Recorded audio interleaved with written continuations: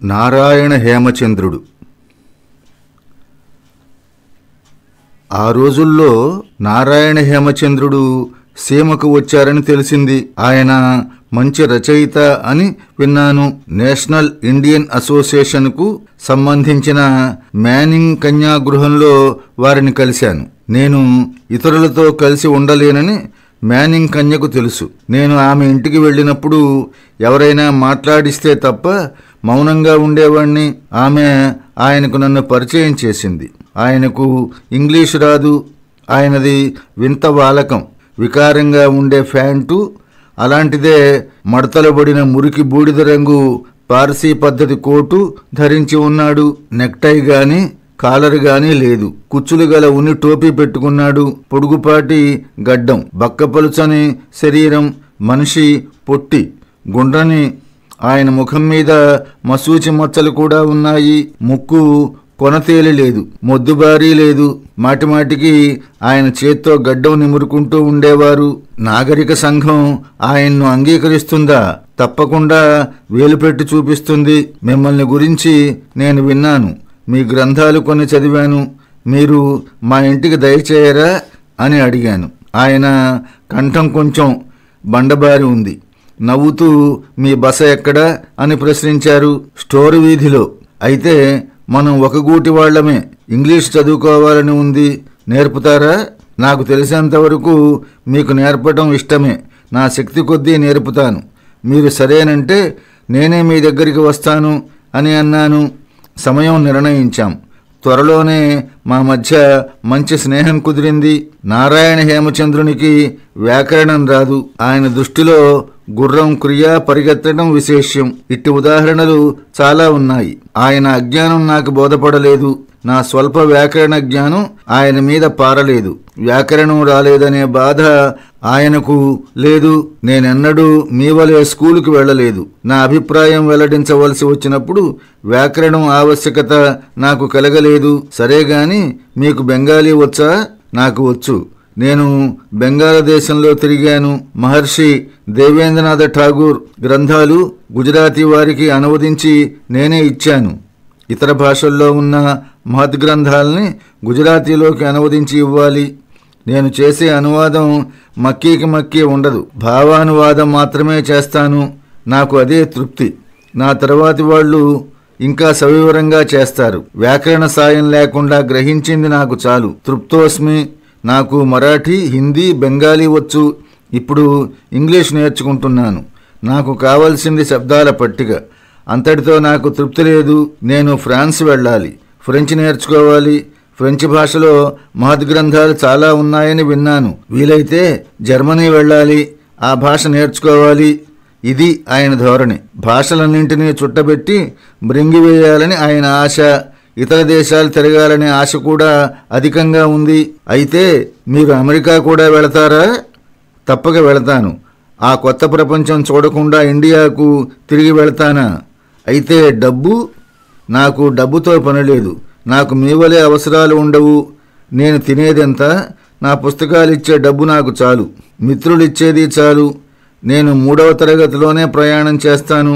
America వెళితే deck మీదే వెళతాను. ఇది నారాయణ హేమచంద్రుని విధానం. ఆ విధానం ఆయన సొంతం. అందుకు తగిన మంచి మనస్సు ఆయనకున్నది. గర్వం ఏమాత్రమూ లేదు. అయితే ఆయనకు తన శక్తి మీద మోతాదుకు మించిన విశ్వాసం ఉందని నా అభిప్రాయం.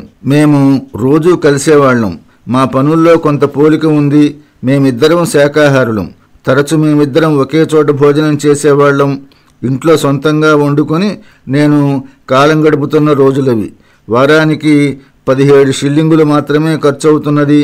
ఆయన గదికి నేను, నా గదికి ఆయన అప్పుడప్పుడు వస్తూ పోతూ ఉండేవారం. నా వంటకం ఇంగ్లీష్ వారి మాదిరిది. ఆయనకు ఇది నచ్చదు.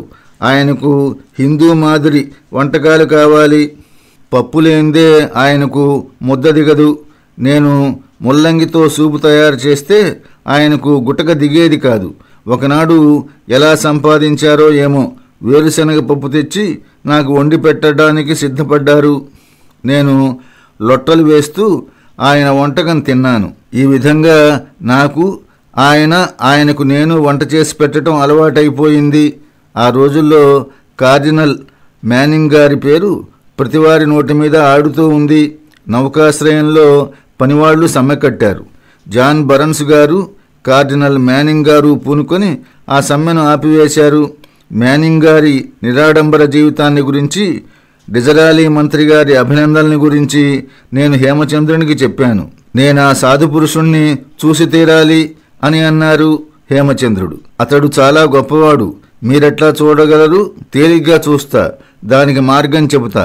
నేనొక రచయితను. రచయితగా ఆయన పరోపకార పారీణతకు స్వయంగా కలిసి ధన్యవాదాలు చెబుతానటం ఒక పద్ధతి. నాకు ఇంగ్లీష్ రాదు గనుక నిన్ను దుబాసీగా తీసుకువస్తున్నట్లు కబురు చేద్దాం. నేను చెప్పినదంతా చేర్చి ఆయనకు నీవు ఒక జాబు వ్రాయి. తెలిసిందా? నేను ఆయన చెప్పినట్లు జాబు వ్రాశాను. 2-3 రోజుల్లో సమయం నిర్ణయించి కలుసుకోవటానికి అంగీకారం తెలుపుతూ కార్డినల్ మ్యానింగ్ గారు మాకు జాబు వ్రాశారు. మేమిద్దరం వెళ్ళాం. నేను పెద్దలను చూసేందుకు వెళ్ళేటప్పుడు ధరించాల్సిన దుస్తులు ధరించాను. నారాయణ హేమచంద్రుడు మాత్రం తన మామూలు దుస్తులే వేసుకున్నారు. మామూలు కోటు, మామూలు లాగు. నేను కొంచెం పరిహాసం చేశాను. ఆయన నా పరిహాసాన్ని చిటికలో పరాస్తం చేస్తూ, మీరంతా నాగరికతా లక్షణాల కోసం అరులు చాచే పిల్లకాయలు, పిరికి పందలు. మహాపురుషులు హృదయాన్ని చూస్తారు గాని పైపై మెరుగులు చూడరు అని అన్నారు. మేము కార్డినల్ గారి మహల్లో ప్రవేశించాం. అదొక పెద్ద నగరంగా ఉంది. మేము కూర్చోగానే ఒక బక్కపలచుగా ఉన్న పొడుగుపాటి వృద్ధుడొకడు వచ్చి కరస్పర్శ కావించాడు. ఆయనే కార్డినల్ గారని తెలిసిపోయింది. వెంటనే నారాయణ హేమచంద్రుడు అభినందనాలు సమర్పించి, నేను మీ సమయం అపహరించాను. నేను మీ కీర్తిని గురించి చాలా విన్నాను. మీరు సమ్మె కట్టిన పనివాళ్లకు ఉపకారం చేశారు. ఇక్కడికి వచ్చి మిమ్మల్ని అభినందించాలని బుద్ధి పుట్టింది. ప్రపంచంలో సాధు సజ్జనుడు దర్శనం చేసుకోవటం నాకు అలవాటు. అందువల్ల మీకు ఈ శ్రమ కలిగించాను అని గబగబా అన్నాడు. ఆయన గుజరాతీ మాటల్ని నేను ఇంగ్లీష్లోకి మార్చాను. మీ రాకకు సంతోషిస్తున్నాను. మీకు ఇచ్చట నివాసం సుకరం అవుగాక. భగవంతుడు మీకు మేలు చేయుగాక అని ఆయన వెంటనే వెళ్ళిపోయాడు.